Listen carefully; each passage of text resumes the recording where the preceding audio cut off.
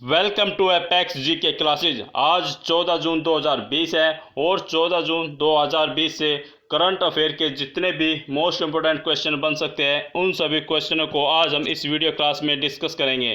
दोस्तों, मैंने हर एक क्वेश्चन को डिटेल्स में और फैक्ट के साथ समझाने की कोशिश की है ताकि आपको 14 जून से रिलेटेड सभी क्वेश्चन याद हो जाए। आपको इस वीडियो क्लास को पूरा ध्यान से देखना और सुनना है ताकि चीज़ें आपको अच्छी तरह से समझ में आ जाए। तो चलिए आज की वीडियो क्लास को स्टार्ट करते हैं।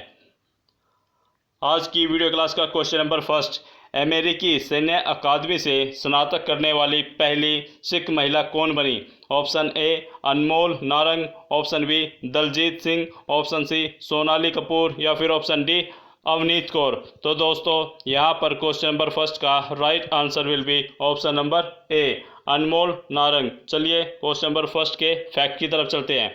दोस्तों, भारतीय मूल की अनमोल नारंग का जन्म अमेरिका में हुआ और इन्होंने अपनी स्नातक की पढ़ाई जॉर्जिया प्रौद्योगिकी संस्थान से की और उसके बाद फिर आगे की पढ़ाई करने के लिए वेस्ट पॉइंट चली गई, जहां से इन्होंने परमाणु इंजीनियरिंग में स्नातक की डिग्री हासिल की।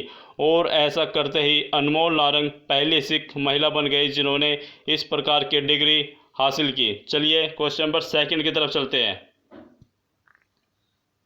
चोक होल्ड पद्धति क्या है? ऑप्शन ए आगे से गला पकड़ना, ऑप्शन बी दोनों हाथों को पकड़ना, ऑप्शन सी पीछे से गले को पकड़ना या फिर ऑप्शन डी गर्दन को दबा देना।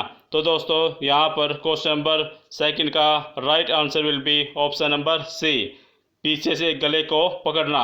चलिए क्वेश्चन नंबर सेकंड के फैक्ट की तरफ चलते हैं। चोक होल्ड पद्धति का इस्तेमाल दरअसल पुलिसकर्मी अपराधियों को पकड़ने के लिए करते हैं। हाल ही में अमेरिकी अफ्रीकी जॉर्ज फ्लॉयड की अमेरिकी पुलिस के द्वारा हत्या कर दी गई, जिसकी वजह से अमेरिका में इस तकनीक को प्रतिबंधित करने की मांग की जा रही है। असल में चोक होल्ड पद्धति द्वारा पुलिसकर्मी अपराधियों का पीछे से गला पकड़ते हैं, जो कि कभी कभी मौत का कारण भी बन जाता है। राष्ट्रपति डोनाल्ड ट्रंप ने भी इस पद्धति को बंद करने की सलाह दी है। चलिए, ये तो आने वाला समय ही बता पाएगा कि ये तकनीक अमेरिका में बंद हो पाती है कि नहीं। चलिए नेक्स्ट क्वेश्चन, क्वेश्चन नंबर 3 की तरफ चलते हैं। किस रेलवे स्टेशन पर इंफ्रारेड कैमरा आधारित तापमान निगरानी प्रणाली का इस्तेमाल किया जा रहा है? ऑप्शन ए नई Delhi, option B Bengaluru, option C Mumbai या फिर ऑप्शन डी इलाहाबाद। तो दोस्तों, यहाँ पर क्वेश्चन नंबर 3 का right answer will be option number C Mumbai. चलिए क्वेश्चन नंबर 3 के फैक्ट की तरफ चलते हैं। महाराष्ट्र के छत्रपति शिवाजी महाराज टर्मिनस और लोकमान्य तिलक टर्मिनस में फ्रेबी आई नाम का कैमरा लगाया गया है, जो एक बार में कई यात्रियों के शरीर का तापमान माप सकता है और ये स्टेशनों पर चलते हुए लोगों के शरीर के तापमान को रिकॉर्ड भी रख सकता है। यात्रियों की सुरक्षा की दिशा में एक और अभिनव पहल और अर्जुन रोबोट के बाद यह एक और नया प्रयास किया गया है। ये कैमरा आर्टिफिशियल इंटेलिजेंस प्रणाली पर आधारित है। चलिए क्वेश्चन नंबर 4 की तरफ चलते हैं।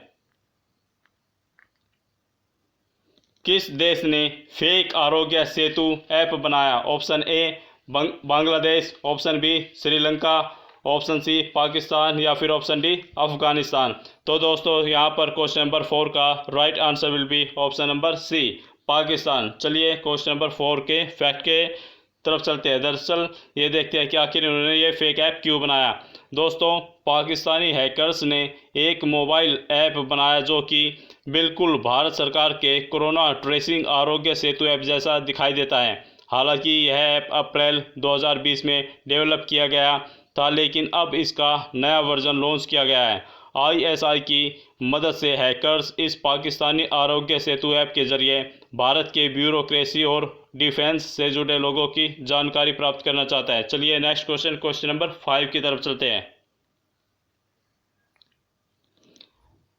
एसबीआई बैंक 1200 करोड़ रुपए के कर्ज वसूली के लिए किस कंपनी को एनसीएलटी तक पहुंचाया?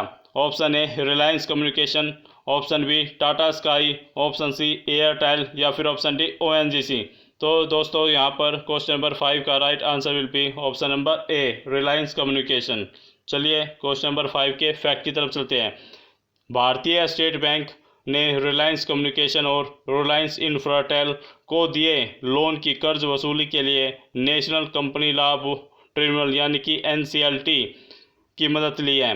SBI ने दिवालिया कानून के तहत पर्सनल गारंटी क्लॉज के मुताबिक इस कर्ज की वसूली के लिए NCLT की मदद की पेशकश की है। चलिए क्वेश्चन नंबर 6 की तरफ चलते हैं।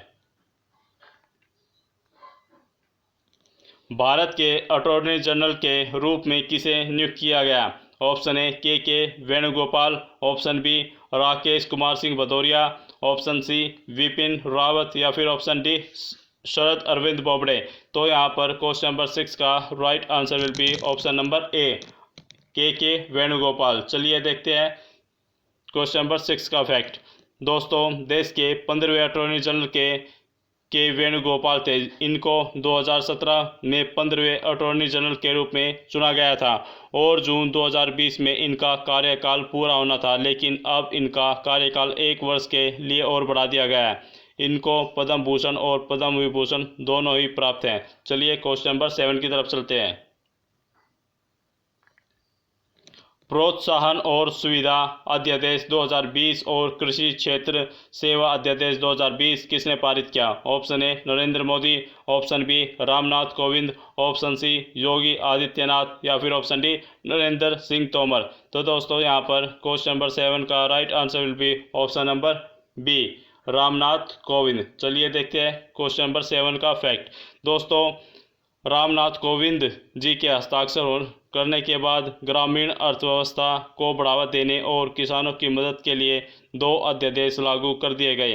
पहला अध्यादेश कृषि उत्पाद व्यापार और वाणिज्य है, जिसके अंतर्गत प्रोत्साहन और सुविधा अध्यादेश 2020 शामिल है, तथा दूसरा अध्यादेश मूल्य आश्वासन और कृषि क्षेत्र सेवा अध्यादेश 2020 है। चलिए क्वेश्चन नंबर 8 की तरफ चलते हैं।